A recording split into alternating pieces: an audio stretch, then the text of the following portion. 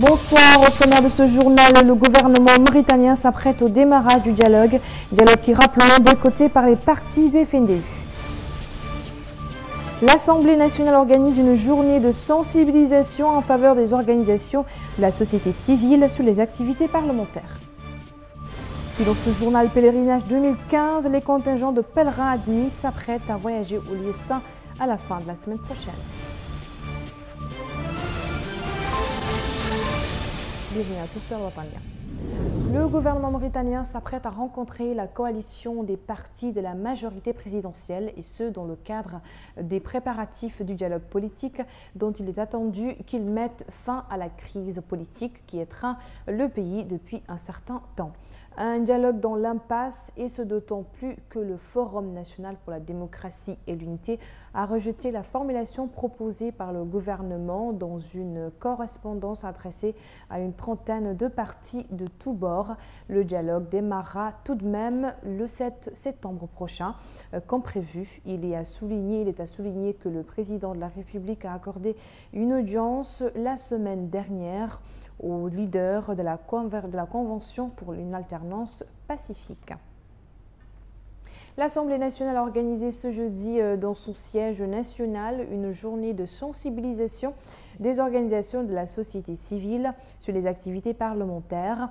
Organisée par le projet d'appui au Parlement, la rencontre a pour objectif de faire participer les acteurs issus de la presse et de la société civile dans le processus de sensibilisation et de vulgarisation des activités des deux chambres du Parlement.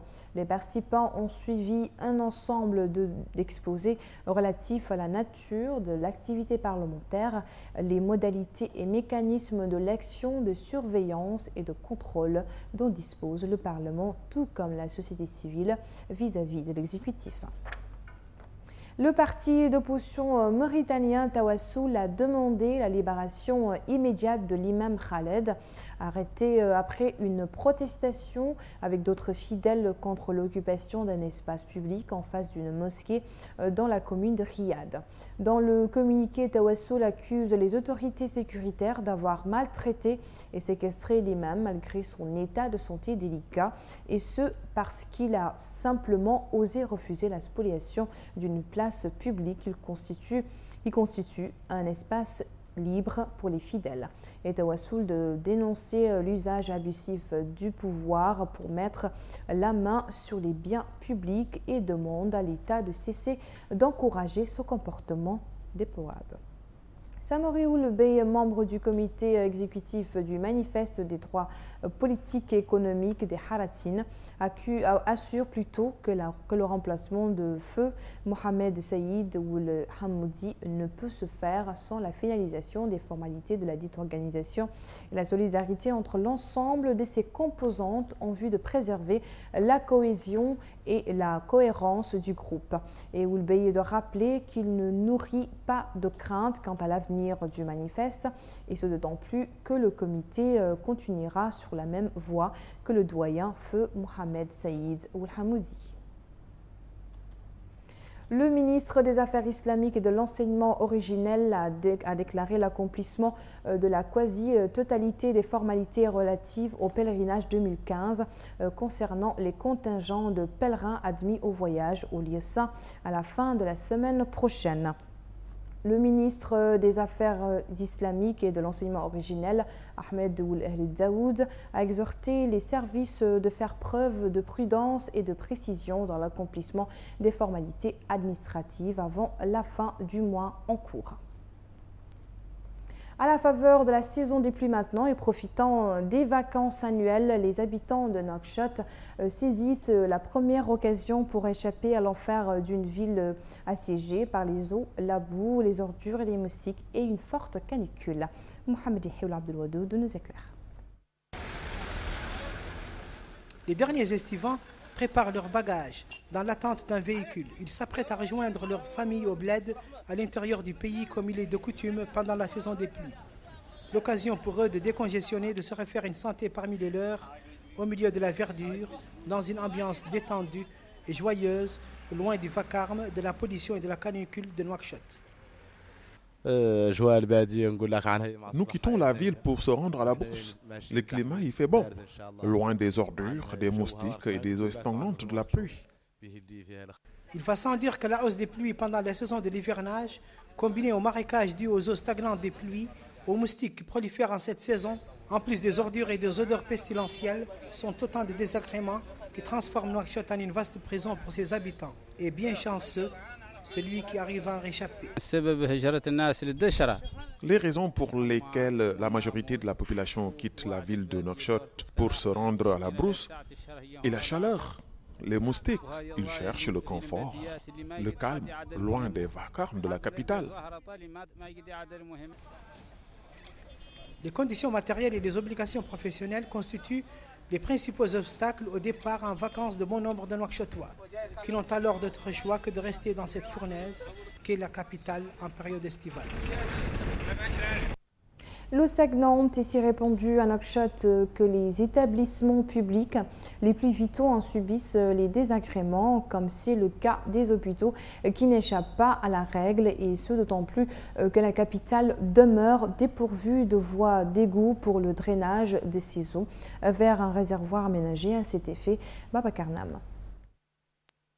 Une situation déplorable aux lourdes conséquences.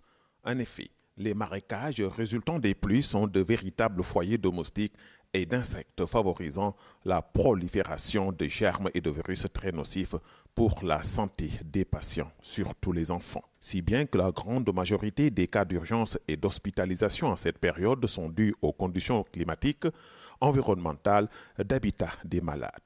En désespoir de cause, le pauvre citoyen n'a d'autre choix que de s'adresser au pouvoir public pour aspirer ces eaux immondes qui lui pourrissent l'existence. Après 48 heures, les eaux commencent à contenir des microbes qui peuvent nuire à la santé, donc nous pensons qu'il est nécessaire d'aspirer les eaux. Les autorités doivent faire quelque chose contre les eaux stagnantes des pluies qui rendent les activités difficiles. Arrivés à l'hôpital, mère et enfants, dans la Mokata du Ksar, nous nous informons des cas survenus à cause des marécages et du traitement indiqué pour guérir les patients, surtout parmi la frange de la population ciblée par l'institution, les mères et les enfants. Mais, comme de coutume, les médecins se sont abstenus de répondre au micro d'El Wataniya, se murant dans un mutisme douteux au prétexte que notre chaîne ne dispose pas du feu vert du ministère de la Santé, sans l'autorisation duquel le personnel médical n'est pas habilité à s'exprimer à la presse. Une attitude crueuse qui n'en finit pas d'alimenter les doutes quant à la véritable nature de l'épidémie qui sévit à Nouakchott. Le juge d'instruction près du tribunal de Wilaya de Tiris Zemour a entamé l'enquête avec des prévenus suspectés de détournement de fonds publics ainsi que des personnes détenues au titre de la contrainte de corps dans la prison de Bir Moukrein. Dans l'extrême nord du pays, il s'agit là d'affaires relatives à ce qui est communément appelé Chipeko, ou le système informel de prêt à taux sur usuraire en contrepartie de chèques sans provision. Les autorités mauritaniennes avaient procédé il y a quelque temps déjà au transfert de ces détenus de la prison civile de Nouakchott au centre pénitentiaire de Bir Moukrein suite à un rapport confidentiel faisant état de conditions quasi confortables dont jouissaient les détenus au sein de la prison civile de Nouakchott. Actualité internationale à présent en bref et en images avec Babacar Nam.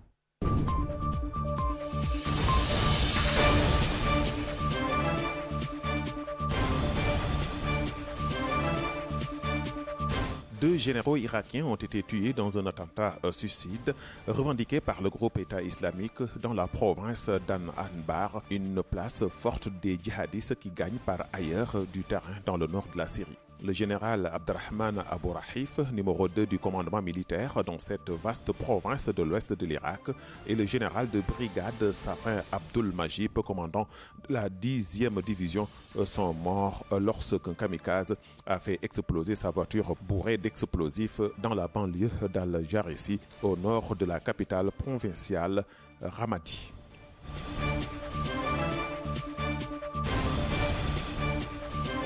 une lueur d'espoir pour le pays le plus jeune du monde. Le président du Soudan du Sud, Salva Kiir, a finalement signé mercredi l'accord devant mettre fin à la guerre civile qui ensanglante le pays depuis 20 mois. Son rival, l'ancien vice-président Riek Machar, à la tête d'une rébellion depuis décembre 2013, avait signé il y a 9 jours ce texte préparé par les médiateurs régionaux. Le chef d'État soudanais a toutefois émis de sérieuses réserves lors de son discours à Djouba. La paix que nous signons aujourd'hui contient tellement de choses que nous devons rejeter, à considérer Salva Kiir. Ignorer de telles réserves ne serait pas dans l'intérêt d'une paix juste et durable.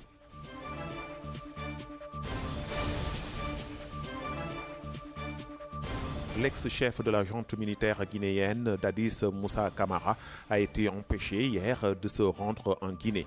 L'avion de Moussa Dadis Camara, qui vit en exil au Burkina Faso depuis 2010, est parti de Ouagadougou et devait faire escale à Abidjan avant de repartir vers la Guinée. Mais les autorités ivoiriennes ont interdit son escale et l'avion a été dérouté vers le Ghana avant de revenir à Ouagadougou. Pourquoi les autorités guinéennes via Abidjan ont-elles fait échouer le voyage ?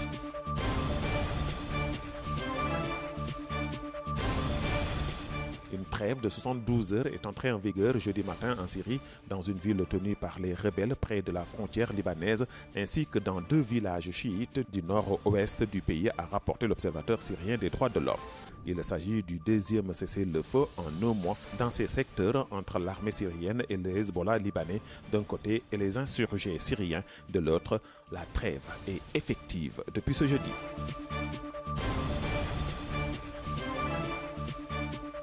Tanou, qui est la première femme à accéder à la tête d'un gouvernement en Grèce, prêtera serment jeudi et le nouveau gouvernement de transition prendra ses fonctions vendredi. Les élections pourraient avoir lieu le 20. Le premier ministre grec Alexis Tsipras a présenté sa démission la semaine passée et aucune autre formation politique n'a été en mesure de constituer une coalition de gouvernement. Les ministres colombiennes et vénézuéliennes des Affaires étrangères ont affirmé leur volonté de coopération mercredi sans arriver à un accord permettant la réouverture de la frontière dont une partie a été fermée pour lutter contre la contrebande provoquant l'expulsion d'un millier de Colombiens du Venezuela. La rencontre a été positive, ouverte, franche, a assuré la ministre colombienne des Affaires étrangères Maria Angela à la presse à l'issue d'une réunion avec son homologue vénézuélienne Delcy Rodriguez à Carthagène, ajoutant que les sujets de fond liés à cette crise avaient été abordés.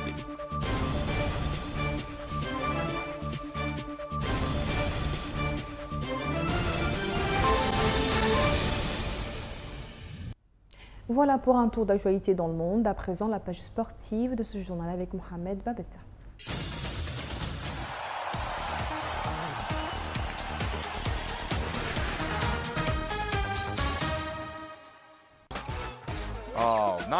La barre va monter d'un cran pour le Gabon qui devra écarter cet après-midi le Nigeria, vainqueur du Mozambique 83-47 pour entrer dans les derniers carrés continentaux. Cette rencontre décisive se jouera ce jeudi à 13h30 en nord de Libreville. Ce quart de finale qui s'annonce déjà difficile pour le Gabon car le Nigeria qui figure parmi les favoris de la compétition s'est déjà adjugé 6 fois le titre continental. De quoi faire frémir nos Panthères qui elles peuvent se prévaloir d'avoir réussi l'exploit en accédant pour la première fois de son histoire au quart de finale.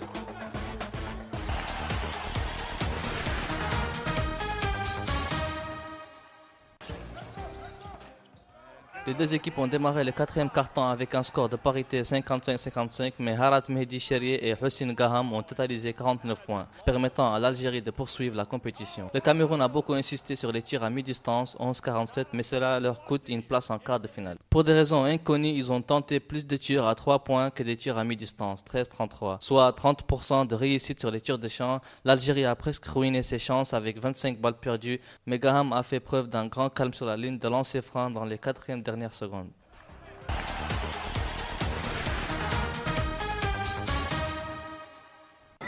Bientôt que 6 mois que ça dure, blessé à la cheville droite suite à un coup réussi face à Donetsk en mars dernier, le milieu de terrain du Bayern Munich reste cantonné à l'infirmerie, ou tout du moins à un centre de rééducation où le Français s'astreint à des séances quotidiennes afin d'accélérer le processus de guérison. Il y a peu, au moment de la présentation de l'équipe, Karl-Heinz Rummenigge s'est montré pourtant confiant quant à un retour rapide de l'ancien Marseillais.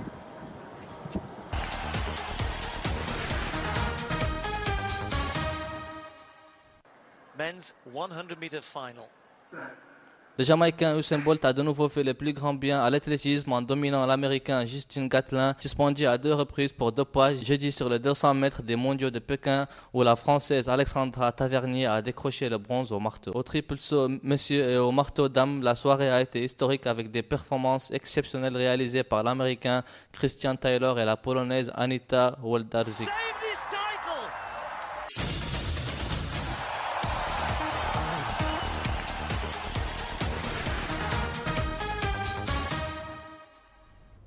Voilà, ainsi ça fait ce journal. Merci d'avoir été à notre compagnie. Le rappel des titres avant de se quitter. Le gouvernement mauritanien s'apprête au démarrage du dialogue boycotté par les partis du FNDU. L'Assemblée nationale organise une journée de sensibilisation en faveur des organisations de la société civile sur les activités parlementaires. Le pèlerinage 2015, les contingents de pèlerins admis s'apprêtent à voyager au lieu saint à la fin de la semaine prochaine. Merci encore une fois de votre fidélité. Retrouvez Tima Mohamed Vadel pour votre principale édition du vendredi. Très bonne fin de soirée en compagnie de votre chaîne El Watania. À la semaine prochaine.